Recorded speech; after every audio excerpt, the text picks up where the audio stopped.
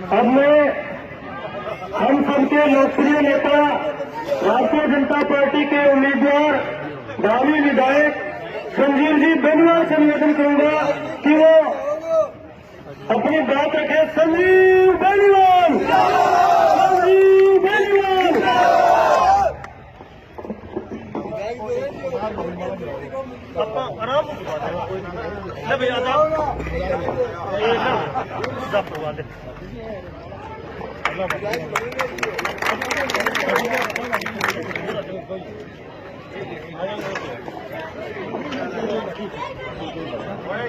आज के इस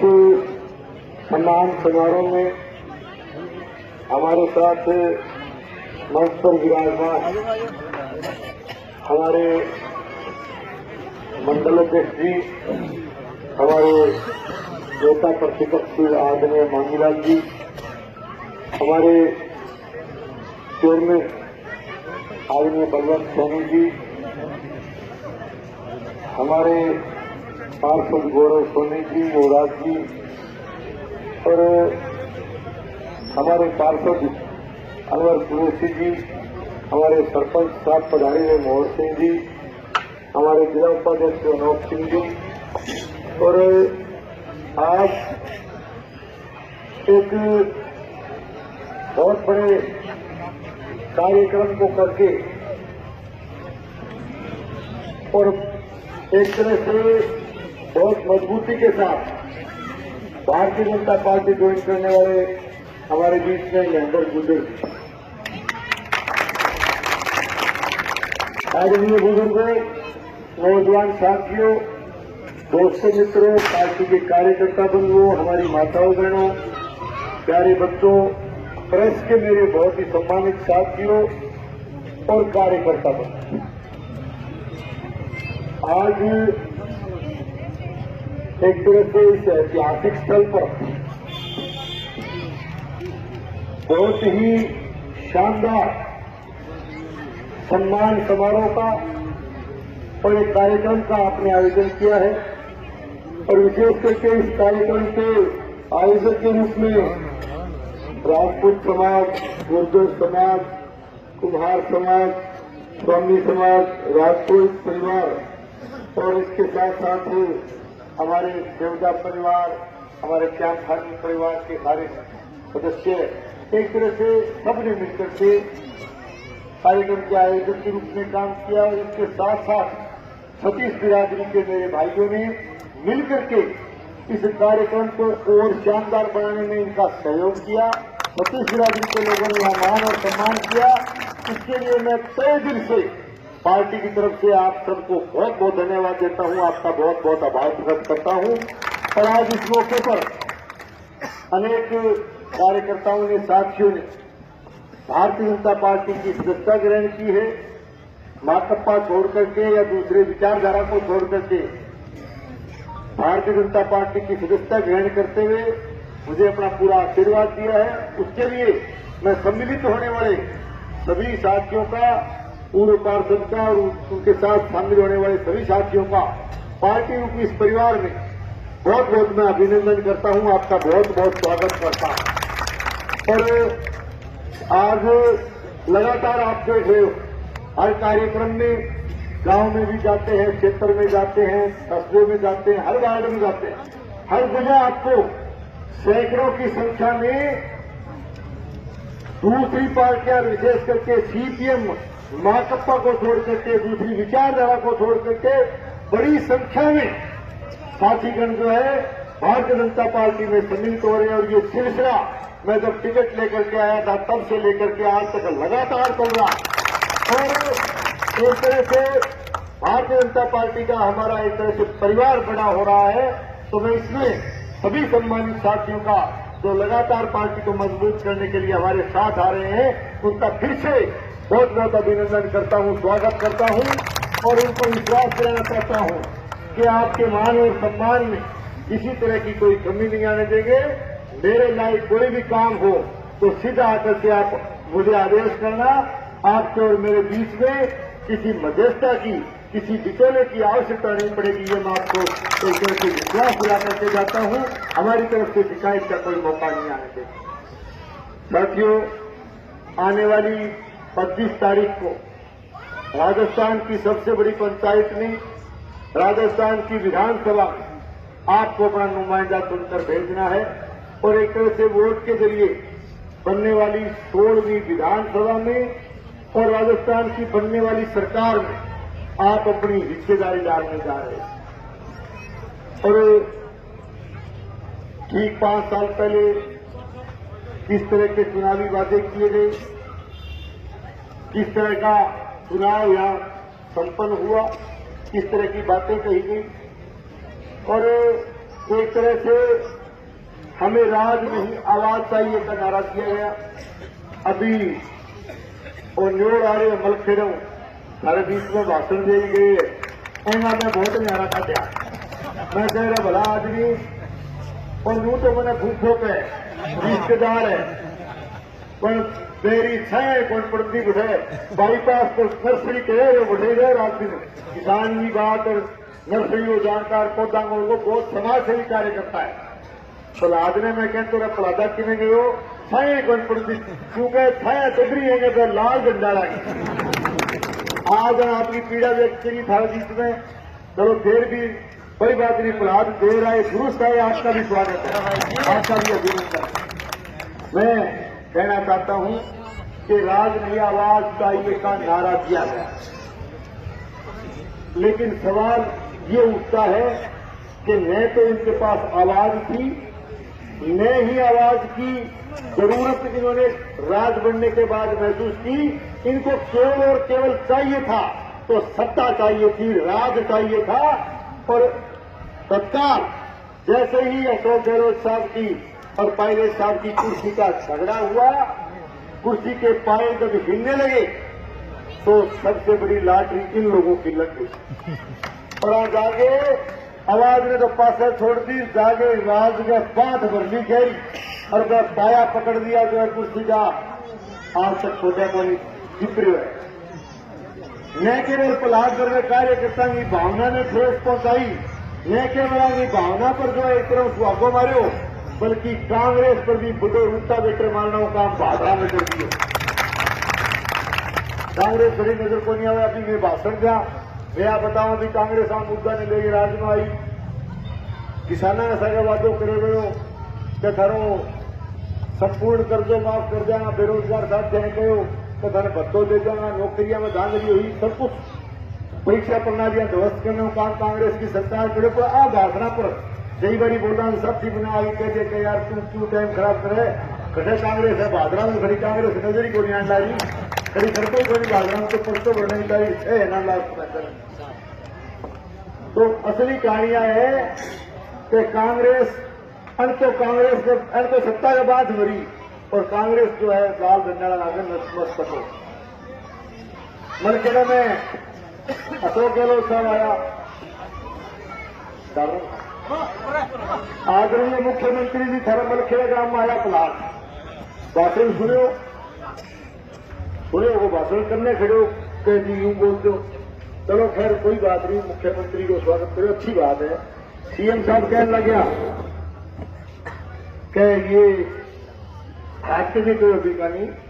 कि ये मांगता मांगता थक जाएगा, मैं देता देता नहीं थकूंगा। अलाइन कहीं नहीं, अब बहुत बड़ी बात हो। राजस्थान में सत्ता को मालिक,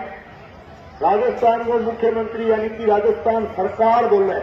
और बोल गया कि ये मांगता मांगता थक जाएगा, मैं देता देता नहीं थकूंगा। ये अगर जिला मांगता तो मैं भादरा को जिला दे देता, अब आते ही ना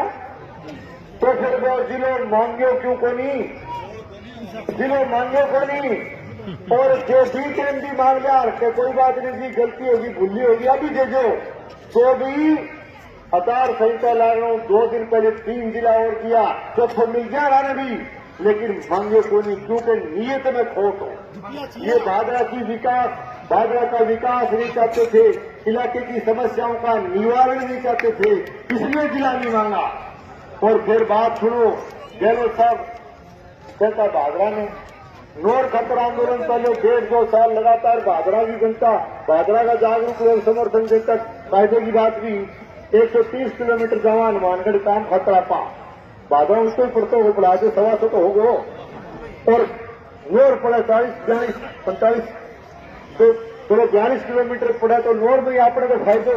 लेकिन मैं तो और बड़ी बात कही मुख्यमंत्री जी तो बादरा में मैं कर दूं और तो और ही आपने तब हमारी बात अरे कोई बात नहीं बादरा ही तेरे नोर पसंद को नहीं आई तेरा बादरा पसंद को नहीं आई तो मर खेड़ा में बनवा लिया अर्जिलो मर खेड़ा में बनवा लिया मैं तो नहीं रख दिया क्योंकि आपने बादरा वाला तो मर खेड़ा जाएगी आपको काम करा लिया लेकिन तेने दिलो बनाना को नहीं हो क्योंकि आप लोग विकास करते नहीं हो और दोनों का काम एक ही हो कि राज मिल गए और वो भाषण दें तो रड़क पार जाना कोई रड़क निकालने की राजनीति क्या आप लोगों ने क्या इसलिए वोट किए जनता को पूछना चाहता हूं क्या इसलिए वोट डाले थे कि आप भाई भाई को लड़ाओ और छोटा मोटा विवाद हो भी गया तो उसमें पुलिस भेज करके रड़क निकालने का काम करो ये किसी जनप्रतिनिधि का दायित्व और धर्म नहीं बनता ये राज धर्म नहीं बनता हमारा राज धर्म ये कहता भाई भाई को मत लड़ाओ फिर भी विवाद होता है तो राजीनामा कराओ समझौता कराओ और एक तरह से ऐसा माहौल पैदा करो कि हम भाई भाई की तरह से रहें हमारा भाईचारा बना रहे आप किस तरह की राजनीति करना चाहते हो और फिर एक और बात कही प्रहलाद सिंह गहलोत साहब बोलो पिछली सरकार बताई संकट के समय हमारा साथ दिया है फिर यह थोड़ा सा जगह बोलने लगे कि जितना सच्चे सीखो क्या ये बलवान पूर्णिया मेरी बहुत बड़ी कमजोरी है कमजोरी बताई ये तो राज बताई रहे है अरे 6 महीने पर बड़े रेडी में जो काटो काट जो कोई मांगी बढ़ तो वही कह हमारी ताकत है भाई फलाना पार कर ताकत बताई जाए राज बतानी है तो कहनी चाहिए क्या हमारी बहुत बड़ी ताकत है क्यों कौन को यह बात कह कि अपना कॉम्पिटेड है बहुत सियाना आदमी है जब की बोलना ना मैं बोलने भी वो अर्थ था वो सोचेंगे समझने को नहीं हो लेकिन मैं 25 साल भागे रह रहा हूँ मैंने सारे बोले होकर क्यों होता है कहने की बहुत बड़ी कमजोरी है कहना मतलब वो हो कि बादरा में तो इशारों में चल जा क्या एक पान फिक्री है मेरे और नवेरे सांप मेरे गल में गल दो एवं पेंडे छुटा दो क्या कहेंगे तो है वो और जैसे कांटो काट दो अभी तो न केवल बाजरा की जनता खुश हो गए साथ ही खुशी हो जयपुर में क्या कभी धन्यवाद है अगर हम तो ठीक करना है क्योंकि ऐसे हालात पैदा किए आपने तंग तो कर रखी है जनता नहीं पर मैंने तो गड़बंदी बातें इलाज बड़े तंग बारे भी कर रखे हैं क्योंकि इस तरह की सोच नहीं है बंदे की साफ सुथरी राजनीति आपको करनी नहीं जब से माननीय अशोक गहलोत साहब की कुर्सी की लड़ाई के बाद जब से सत्ता का पावर मिला सत्ता का आशीर्वाद मिला तो राज के नशे में आकर के पहली बार भादरा के इतिहास में आपने देखा होगा कि भादरा में रंजिश की राजनीति की गई रड़क निकालने की राजनीति की गई दुश्मनी निकालने की राजनीति की गई है लोगों को तंग और परेशान करने का काम किया गया आप किसी भी क्षेत्र में देखिए किसान हो मजदूर हो व्यापारी हो किसी भी क्षेत्र में आप देखिए हर वर्ग अपने आप को उपेक्षित महसूस करता और आज हालात बहुत खराब है बादरा के हालात क्यों खराब हुए आज सिंचाई पाने के लिए सिद्धमुख सिंचाई परियोजना अमर सिंह सिंचाई सिस्टम नोर फिगर सारे के सारे इस क्षेत्र के किसान सिंचाई पानी के लिए तराई कर रहे हैं सिंचाई पानी खातर जो है जी में रोकता है अभी सिंचाई के लिए बात करो अरे माइनर देखे थे एक खूड खड़ी सरसी हो 2-3 माइनर देखिए जो खूड निकले हुए नहरी पानी खारा निकले हुए तो बता दो ये सिंचाई पानी की स्थिति है ये बिजली के हालात हैं बिजली के मामले में अभी फिर ज्यादा आ गया नए थाना गांव वालों ने संघर्ष किया विद्युत उपभोक्ता संघर्ष समिति ने संघर्ष किया बड़ा आंदोलन किया वहां भी पहले जाकर के जब तक सत्ता आदेश शीर नहीं हुआ जाकर के इन्होंने लाल झंडे वाले ने कहा था कि बिल मत देना बिल जला दो बिल देना नहीं है बहिष्कार कर दो और जब आप आंदोलन करो तो आंदोलन करने के बाद सत्ता आ गई राज में हिस्सेदारी डल गई तो उसने अपनी आवाज बदल दी, अपनी आंख बदल ली और जाके कहने लगा दिन तो भरने पड़ेंगे। और दिन भरना को नहीं, केवल नहीं था इतना बड़ा काम। उनका कहना ये था, उनकी सोच ये नहीं थी कि हम बिल नहीं भरेंगे, उनका एक ही कहना था कि हम नाजायज बिल नहीं भरेंगे। फ्यूल चार्ज के नाम पर, सरचार्ज के नाम पर, स्थायी सेवा शुल्क के नाम पर दुगने बिल आए, तब उन लोगों ने आंदोलन किया था। और उस आंदोलन के नाम पर आखिरी पुलिस ले जाकर के नए थाना को छावनी बना दिया गया, मुकदमे दर्ज किए गए, कनेक्शन काटे गए और सैकड़ों लोगों को उपभोक्ताओं पर गोगामेडी थाने में ले जाकर के बंद कर दिया गया। ये है भादरा की हालात। नगर पालिका और पंचायत समिति के हालात भी आपके सामने हैं। पंचायत समिति में लगातार चुने हुए जनप्रतिनिधि हमारे मोहन सिंह जी सरपंच प्रोसीजर से बैठे हैं। प्रधान जी आज कई बार गए हुए हैं, प्रधान जी रोज आपके बीच में आकर के बात कहते हैं। पंचायत समिति की व्यवस्था को इन्होंने ध्वस्त करके रख दिया, चुने हुए जनप्रतिनिधियों का मान और सम्मान नहीं किया, लगातार उनकी उपेक्षा की गई, लगातार उनको तंग किया गया। नगर पालिका में भी देखिए किस तरह के नगर पालिका के हालात। आज भादरा में सीवरेज व्यवस्था को इन्होंने ठप करके रख दिया। सीवरेज व्यवस्था यहाँ की फैल और निश्चित रूप से जगह जगह टेम्पर कस रहे हैं, बिल्डिंगों में दरार आ रही है, लोगों की दुकानें ध्वस्त हो रही है, डैमेज हो रही है, गंदगी का आलम है। लोगों को कई वार्डों में न केवल खारा पानी बल्कि सीवरेज का गंदा पानी पीने के लिए भी मजबूर होना पड़ा। इस तरह की हालत इन लोगों ने नगर पालिका की तरफ। और नगर पालिका में साधारण काम के लिए चाहे कोई डॉक्यूमेंट लेना हो, चाहे कोई सर्टिफिकेट बनाना हो, कोई एनओसी लेनी हो, छोटे छोटे काम के लिए चक्कर लगाने पड़ते हैं, सैकड़ों बार चक्कर लगाने पड़ते हैं। बिना पैसे के कोई काम नहीं होता। न तो अधिशासी अधिकारी सीट पे मिलता है, न चेयरपर्सन सीट पे मिलता है। यदि वहाँ कोई मिलता है सुबह जाकर के बैठते ऐसे ऐसे व्यक्ति जो न तो अधिकारी न वहाँ के कोई चेयरपर्सन है, लेकिन जाकर के हर कमरे के गेट पर जाकर के सुबह बैठ जाते हैं और ये फाइलों को सूंघते रहते हैं, देखते रहते हैं किस काम से फलां व्यक्ति आया है। उनका बिना पैसे के काम नहीं होने देते, क्योंकि नगर पालिका के हर कमरे पर उन्होंने गल्ले बिठा रखे हैं, दलाल बिठा रखे। इन दलाल और गल्लों से पूरी भादरा शहर की जनता तरस हो चुकी है। आज इस तरह के हालात भादरा के क्यों बने? ये हालात इसलिए बने क्योंकि पिछले चुनाव में क्षेत्र की जनता ने यहाँ की सत्ता नालायकों के हाथ में सौंप दी, निकम्मे और नकारा लोगों के हाथ में सौंप दी। आज चाहे प्रधानमंत्री फसल बीमा योजना हो, प्रधानमंत्री फसल बीमा योजना जो कि देश के प्रधानमंत्री जी की एक बहुत बड़ी योजना किसान के हित में आई थी, लेकिन इन लोगों ने उस प्रधानमंत्री फसल बीमा योजना को भी ध्वस्त करके रख दिया। आज लगातार किसानों ने आज प्रधानमंत्री फसल बीमा क्लेम के लिए आंदोलन किए और मैं थाने कहता हूँ 13 लाख रुपया दिखाऊं बीमा करते मैंने 1300 पर लागे छोड़ दिया बीमा क्लेम में 1300 पर लागे। कारण क्या था? कारण ये था कि जो फसल का बीमा क्लेम क्रॉस कटिंग के आधार पर मिलना चाहिए था, उसको सैटेलाइट के आधार पर केवल इसलिए दिलवाया गया क्योंकि यहाँ के चुने हुए लाल झंडे वाले जनप्रतिनिधि ने, यहाँ के चुने हुए यहाँ के कृषि के बड़े अधिकारियों ने और सरकार में बैठे हुए मंत्रियों तक ने बीमा कंपनियों के साथ मिलीभगत कर ली, मिलावट कर ली, साठगांठ कर ली और बीमा कंपनी को बड़ा लाभ पहुंचाने के लिए, बीमा कंपनी की तिजोरियों को भरने के लिए और अपने घर भरने के लिए भादरा तहसील के किसानों का गला काटने का काम इन लोगों ने किया। ये हालात भादरा के हैं, तो मैं कहने के लिए आया हूं कि आप लोग संगठित होकर के आने वाली 25 तारीख को भादरा से इस कुशासन से मुक्ति दिलाने के लिए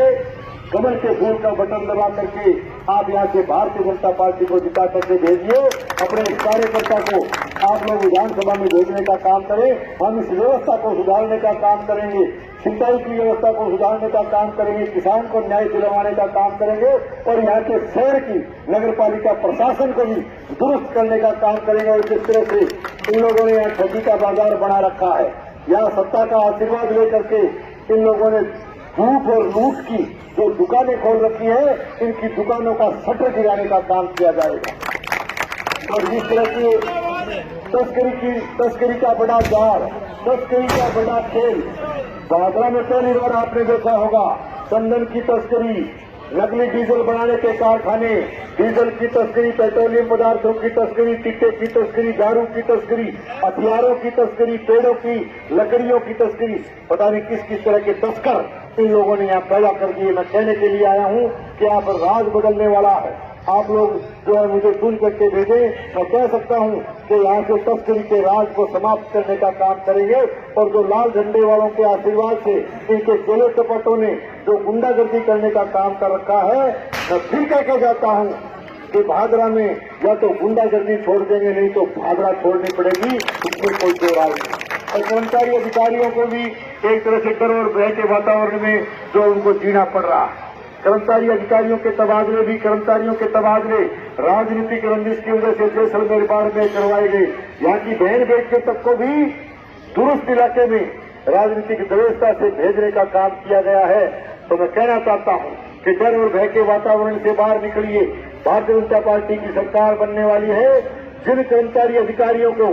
व्यवस्था की वजह से राजनीतिक रंजिश से बाहर भेजने का काम किया गया है, बनने वाली भारतीय जनता पार्टी की सरकार उनको सहज सम्मान भादरा वापस लाने का काम करेगी। इन शब्दों के साथ मैं आपका बहुत बहुत धन्यवाद देते हुए, आभार प्रकट करते हुए एक निवेदन करना चाहूंगा कि कल मैं आपके आशीर्वाद से नामांकन पत्र दाखिल करने जा रहा हूं, यानी कि कल परसों भराना, और एक जनसभा हमने VDS पैलेस में 10 साढ़े 10 बजे की रखी है। आप मुझे आशीर्वाद देने के लिए पधारे। ज्यादा से ज्यादा संख्या में आकर के आप जो नामांकन पत्र की उस सभा को कामयाब करने का काम करें। कि मेरा कहना मतलब है 2-3-4 घंटा वो काम की जरूर है, पर से शीघ्र ही आ जाइयो, एक टाइम काटिए, सारा आ जाइयो। ये सारा देखो हाथ खड़े करके समर्थन करो कि सारा आवाना, सारा आ जाइयो थे और बड़ो आगे थे जो है ना आशीर्वाद दियो, ताकि मजबूती से इस कुशासन के खिलाफ लड़ाई लड़ी जा सके। आप लोगों का वो गुस्सा और वो डायलॉग चलो थे मांग ही कर ली, तो मैं कोई देखो जोड़ के तो बताऊ कोई, मैं तो जोड़ के कौन बताऊ। आज हमारे पत्तों बैठे छोड़ा पर गुस्सा हो। अब क्या वो ये पलाद पर की उम्र खड़े ताजा आगे आ जाने वाला पेरियर गांधी मैन पेरियर पड़ोस में दो विकेट गिर गया, सारा याद है। और सगे अभी मनोनीत पार्षद साहब भी समर्थन दिए, तो लगातार सुनो मेरी बात, तो विकेट गिरने ला रहे लगातार, तो ईशानी स्वाभाविक है गुस्सो भी आओ। तो मैं अरे पला दे एक समाचार दे दी मैं दिल्ली में, क्योंकि रीस बोलता है गुस्से ना कर, गुस्से में कोई फायदा नहीं हुआ। मैं कहना चाहता हूँ क्योंकि एक तो झूठ बोलने की आदत, झूठा वादा करने की, कसमा खाने की आदत बहुत है। तो मैं कहना चाहता हूँ ना झूठे वादे किया कर, ना झूठी कस्में खाया कर, ना झूठे वादे किया कर, ना झूठी कस्में खाया कर। तू गुस्से में न आया कर, तू ठंडा करके खाया कर। और बोली ये वक्त बदलने वाला है, इस दिल को थोड़ा समझाया कर। बहुत बहुत धन्यवाद।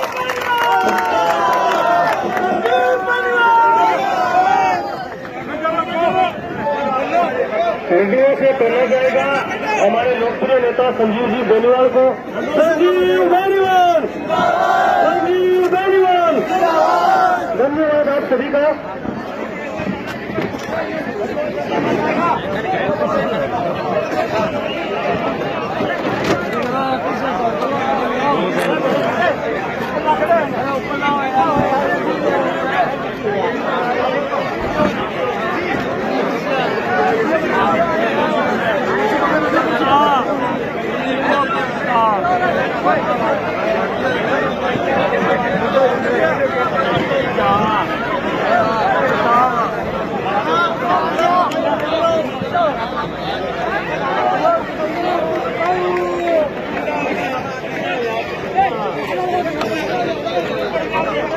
Go,